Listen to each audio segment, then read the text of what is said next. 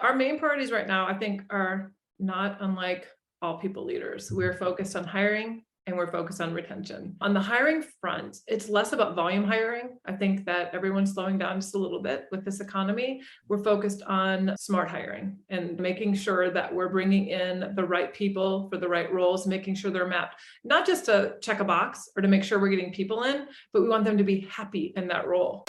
Don't conduct your analysis in isolation because data is so incredibly powerful. Not defending just the tribe, but defending the organization. Those creative people that you really want to keep empowered, keep excited, keep motivated, keep thinking. A good experience pays dividends down the line. Stereotypes tend to break down in proximity. Welcome to We're Only Human, a podcast about human resources, business, technology, and the workplace. My name is Ben Eubanks, your host, and I'm so glad you're here.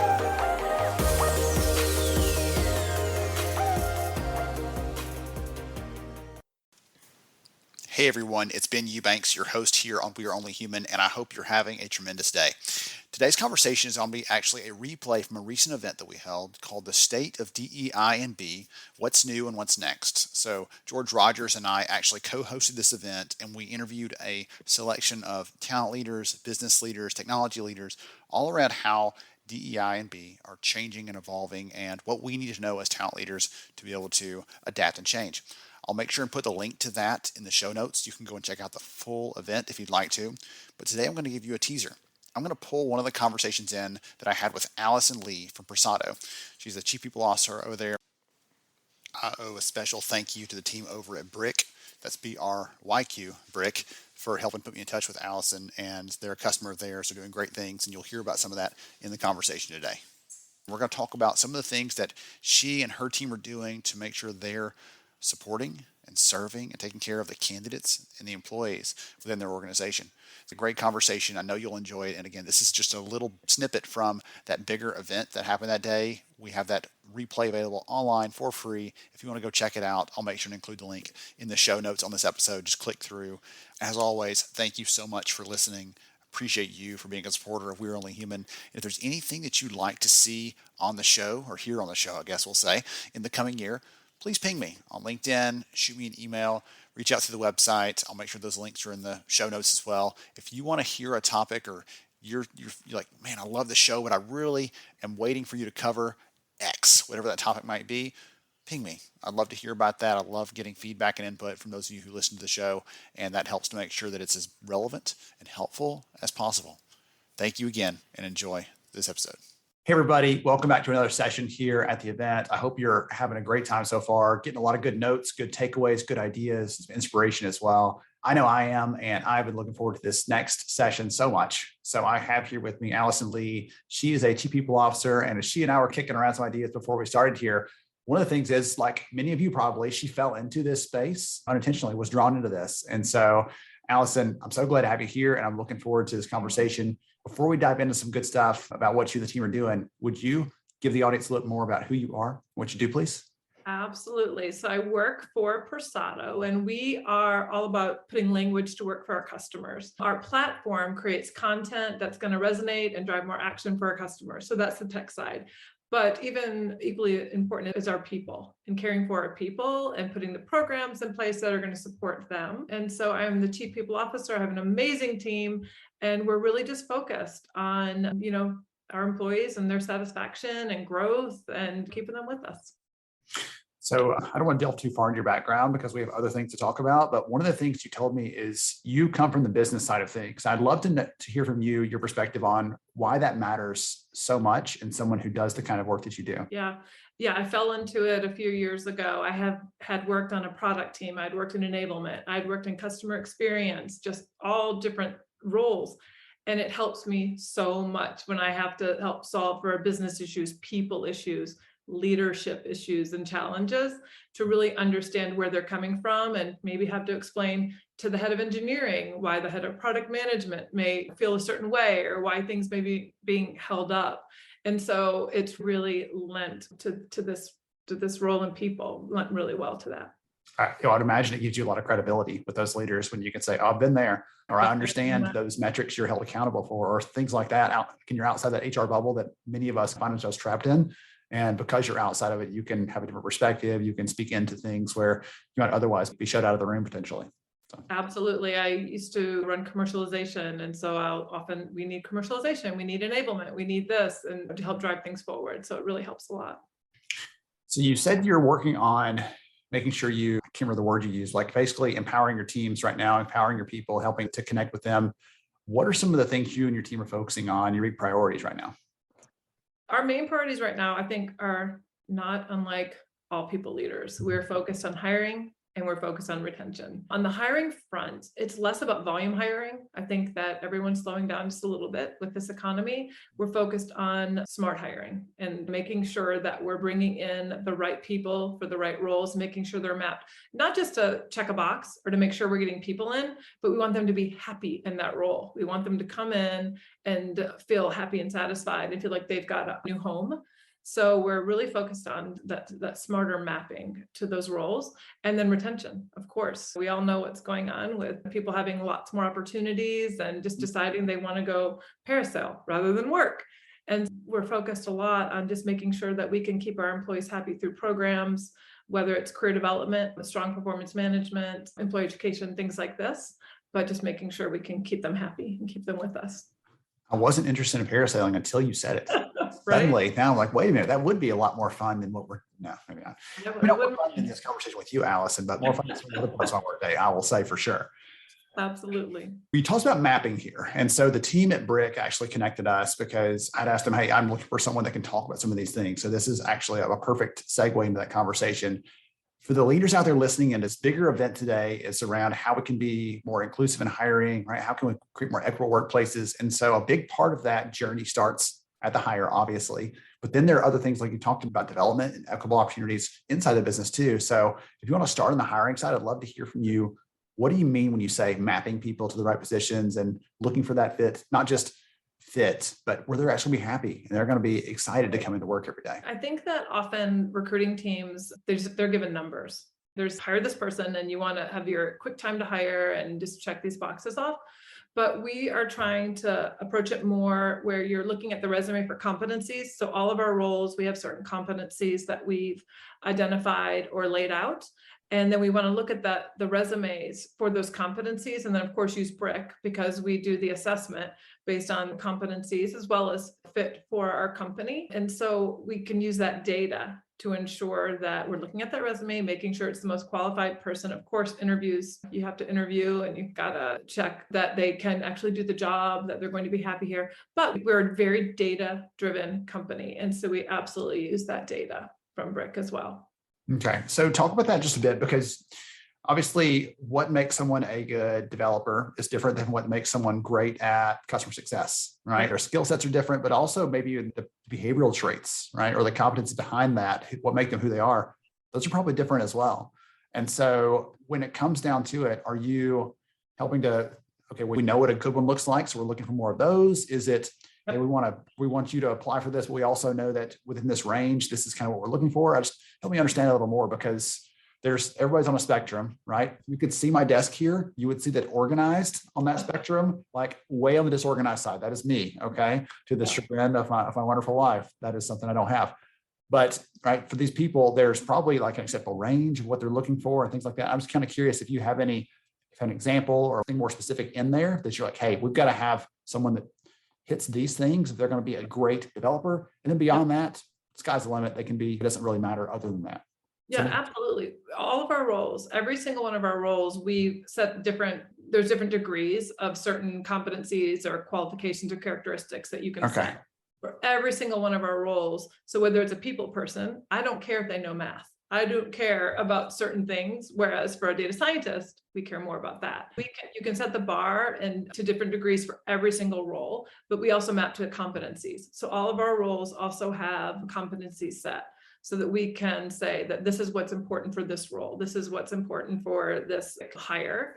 And then we can look at the data presented from the assessment to say, okay, on paper or via this assessment, it looks like they're going to be a great match for the role. Then we pick out the people who score the best for those roles, and that's who may get interviewed. So it's more bias free. It's not about, oh, Joe, you look great on LinkedIn, or Susie. Look at the data. And we also encourage our recruiters to push our hiring managers a little bit more too, right? Because I think hiring managers, you're picking yourself. You're picking somebody who you think you're going to get along with, and it's almost an imitation of you. But we push them to say, okay, I'm glad you like Bill or Julie. However, the data shows that Susie may be a better match. So challenge them a little bit more to look at that data in making their hiring decisions. So when it comes to that, one of the things that I've done that myself in the past, where I've challenged hiring managers because they're picking something that's comfortable, that's familiar. But at the same time, they're like, man, I wish we could solve this problem, or I want to find this person, but I don't want, so I'll pick on you because you're here. I want to clone Allison. I want another Allison, but I don't want any of Allison's faults. Like, that sounds like the perfect candidate, and that perfect candidate doesn't exist. So we're going to make a decision based on the data we do have, not based on the data we don't have. And so what I love about that piece of it, really encouraging those recruiters to push back a little bit and say, yeah, I know you want those 17 required skills or whatever else, but we're going to have to narrow that down a little bit, or we'll never find anyone, number one, or afford them if we can't find them, or we're going to be selecting down so far. We're going to pick someone who looks just like you or everyone else who's already here. Right. And we're not going to be able to have that diverse perspective on the team because everyone's going to be the same. And the data also allows you to dive in. So let's say one of your requirements is Q or problem solving, and they don't score as high as you'd like. You can always dive in then. It also provides this opportunity for you to say, ask better questions, or have somebody else interview on an area that may be of concern where they didn't get, quote, high enough score in that area. But you can dive in and ask better questions to find out, did they just not take a good test? Or I'm not a good test taker myself, but I can talk all day long about people's stuff. I like that piece of it because usually the interview is very scripted, and we have this set of questions. And one of my challenges with hiring managers in the past is some of them would be like merciless. Oh, you said this thing. Tell me about all the details of that thing. Let's unpack that for 20 minutes, and that's 10 minutes gone. And others, you would say something, and I'm like, hey, there's a thread there. Pull that a little bit, and they would just skim right on by. And so I love that you're talking about here. You may see in the data, hey, by the way, this is an opportunity here for us to dive a little bit deeper for this candidate to understand, hey, tell me about a time you did have that project that was difficult. How did you work around the issues? Or you had a conflict with someone. How did you work around that? You get to dive into some of those things without it having to be a gut feeling. Yeah, gut feeling, or just completely scripted or whatever else. You can be a little bit tailored depending on the candidate to make sure everyone gets a fair shake and they're not getting shut out when they were borderline, or they missed one question or whatever else, when they really are capable of doing it if you give them the shot to prove that. Absolutely. It's always a risk. We have to encourage hiring managers too, that nobody's going to be perfect. We can do as good a job as we can trying to bring the best candidate in, but sometimes you just have to take a risk, a data-driven risk, perhaps a data-supported risk, where Bryq helps us because we've got the data to support a hire. But sometimes it's also just a little bit of a risk that you've got to take. So I want to make maybe a weird parallel connection here. So you talked about some of your experiences over on the business side, and it is my sense that sales, marketing, other areas of the business have a lot of data, a lot of rigor around how they evaluate that. They use that to make a lot of decisions. And then you have the benefit of stepping into HR and, hey, where's the data? So it's like, I saw it over there on the table the other day, maybe, but no one's seen it since. It's like kind of the Wild West almost, it feels, in terms of this. Do you think your background in those other areas of the business makes you more capable of saying, hey, there's a gap here where we should be using data, we're not yet? I'm just kind of curious. That's a kind of open question, but I would think that perspective would make you give you a unique perspective when you step into the people side of things. Yeah, I think anybody who's in a people role is also a gut person. Do you know what I mean? You're just innately a people person. But I think the data I learned really quickly, especially at Persado, that I work with a lot of math data-driven people. And at first I'd say, my gut tells me we should do this for DEI. My gut tells me we should do this for the people. And it was not met with really resistance, but why? And then I started using data. We had a people analytics person added to the team. And then I strictly use data to make proposals or to make decisions. So everything that we do, it's always a data-driven decision, especially if I need to persuade my boss or our CFO to invest. I always bring data forth because it's the only way you're going to win. Yes, ultimately, right? They speak that language. And if you're not, you're the odd person out. Absolutely. And I don't think I was in my first couple of years in a people role. It was more that gut. I think this is going to win. And luckily, many of the things did. But once I started learning to fight with data, I found it so much easier. There's no battle. It's just this, here are the facts. I have good friends who have also held the same role that you hold at different companies. And that's one of the things they all swear by is you never show up to a meeting without having some numbers, some evidence, something like that, because everyone else is going to have it and you're going to look ill-equipped at best, foolish at worst when you're just going on these things. And so I love that you discovered that early on. And you had the benefit of coming outside into the HR space, but I would think that makes you more valuable now because you've got all these things at your disposal and you're like, oh yeah, let's crank it all the way up. What other data, what questions can we ask? What other data can we explore? What other ways can we look at this to make decisions and not just base it on they're trying it, so let's try that. Let's use the data. And in these roles, what's interesting about the chief people officer role is you can be in a team meeting or an executive team meeting or leadership. Everyone has an opinion on the right way to run a people team, but I'm not going to go to the data science person and go, you know what I think you ought to do, or here's how you code to our head of engineering. Everyone has an opinion on what we do on the people side and what rating scale you should use for performance management and those sorts of things. So oftentimes I'll have to also, again, use data to fight their theory, how they think it should be run. And so it's just always very interesting. If I can ask you to be open about that, is that tiring to be like that? Or do you feel like that makes you and the team sharper overall, or both? It's great to be challenged. You're not going to grow. You're not going to learn unless you get challenged. So I would say it depends on the topic. It depends on the day. And it really depends because I also challenge right back. That's my job too, is to make sure our leaders are showing up the best they can, to make sure that our processes are being implemented and executed upon, to make sure that all of the amazing programs that my team works so hard on are being supported and evangelized. So I don't necessarily mind it because it forces us to go, is this the best thing? We've been doing this for 2 years. Should we think about a change or a shift? I think that's something you have to accept, is that everything we do affects every single person, and the people are who really matter. So we talked a lot about hiring. What about decisions about moving people inside the business? I know some companies are thinking about using that same kind of data. It seems like it has some of the same applications and benefits. What are your thoughts there?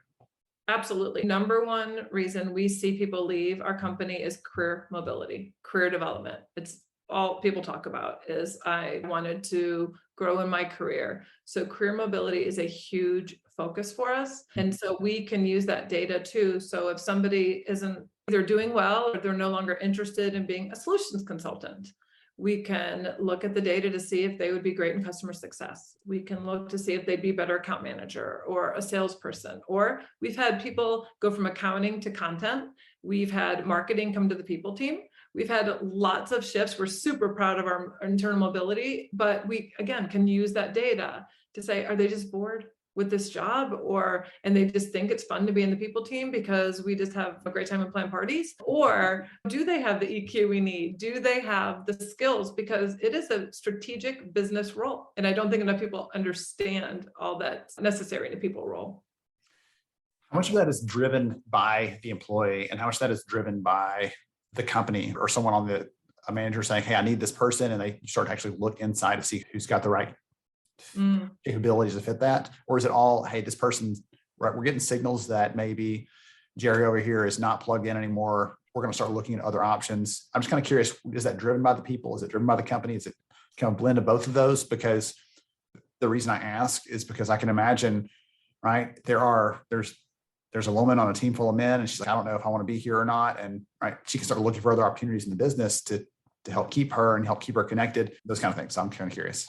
I think it's situational. We've had so many different situations happen. It might be a team is downsizing and you're like, wait, that person is a culture carrier who's super smart. We do not want to lose them. Look around. Then it also could be somebody who's just bored, not liking their team or their role. So they are interested in other roles, just all sorts of situations. But we have a very clear mobility program and process that people can follow.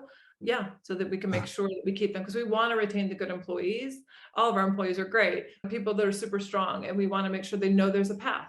The only path is not leaving, and it can be, and that's fine. And we want them to be successful, but look inside and see what else could be available for you. When I look at the research on some of the highest quality sources for hires. One of the things that gets me is alumni, people who were here and left, and now we're hiring them back. It's one of the highest qualities to hire. And I have to wonder how many of those people didn't have access to something like this. Right. They can say, hey, what's next for me? I want to look inside the business. They feel like there's no other choice. They leave, and the company eventually says, hey, let's bring them back if they want to come back. But so many of them probably would have stuck around if they saw that opportunity in front of them. So I really love that approach, and that's so incredible to hear. So if you had to give a piece of advice or a recommendation to the rest of your peers out there listening in right now, other talent leaders, other HR leaders, other leaders who are trying to influence the people side of the business, any advice or recommendations you might give? We're very focused on DEI, but one thing that I think I would say to everybody is, if you are going to have a focus on diversity, inclusion, belonging, just make sure it's sincere, it's transparent, it's achievable. And I would also say, don't set forth any huge strategy unless there's a plan to support it. And if there is no plan, if you're just going to speak to your strategy or what you want, speak to your aspirations. Like, what do you want to do? So that's one, it's going to take time and patience, and we are not perfect by any means. We're certainly aspiring to be a more diverse company. We want to do better. We want to make sure everybody feels included and feels that they belong at Persado. But we are very transparent in that we've got work to do. Also on our careers page, where we have our DI section, we're speaking to aspirations and where we want to go. We've made great progress. But I think that when companies post these statements and these mission statements about their DEI, but the numbers aren't there and the proof isn't in the pudding, it's a little bit disheartening to employees who come in and then go, wait a second, this is not what the website said. So we really try to speak to aspirations and just be really transparent and honest with employees. We're not perfect, and we're doing everything we can to get there. You're a part of the equation too. Help us be a part of this, be part of the solution. I'll tell you that it's so encouraging to hear that. We finished a big study up earlier this summer, and one of the findings that came out of there is that a person's sense of the employer's overall transparency and openness is very highly correlated with their sense of equitable treatment at work. Right. So to your point here, even if it's we're not there, but we're trying to get there, people appreciate knowing that you are still aspiring to that, and that you don't feel like you've arrived already. So the data back it up from what the workforce is telling us, that those two things, they see them as very tightly connected, and you're seeing that play out practically, it sounds like, day to day.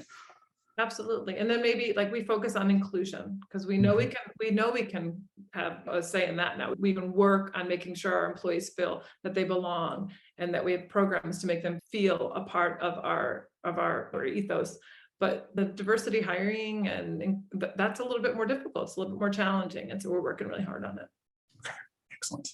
All right. I was going to offer, if you're okay with it, I'll put your LinkedIn connection here in the chat so that the audience can reach out to you and connect with you after they have heard you speak, I guess. I've heard you just now share. So I know they'll all want to connect with you. I've got some good ideas and things. I love hearing your story, very open, very transparent, just saying, hey, here's what we're doing. We're not there. We're working on it. We're doing some good things already. And I loved hearing about some of the ways you're making sure that the opportunities, both bringing people in from outside, as well as the opportunities inside the business, are open for people. They're equitable for people. Everyone gets a chance at those as well. I love that you've approached that with such discipline, rigor, data, all the good stuff there. So thank you again, Allison, for spending some time with us, for sharing some encouragement with the community here. I know they appreciate it.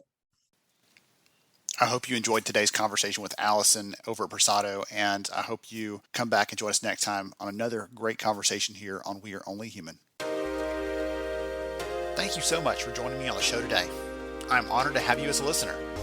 If you enjoyed this episode, please take 10 seconds to rate it at iTunes, Stitcher, or wherever you listen to your podcast. Also, if you know a friend that could benefit from today's conversation, please pass it their way. After all, a rising tide lifts all ships. To see show notes, sponsor information, and our full show archives, visit onlyhumanshow.com.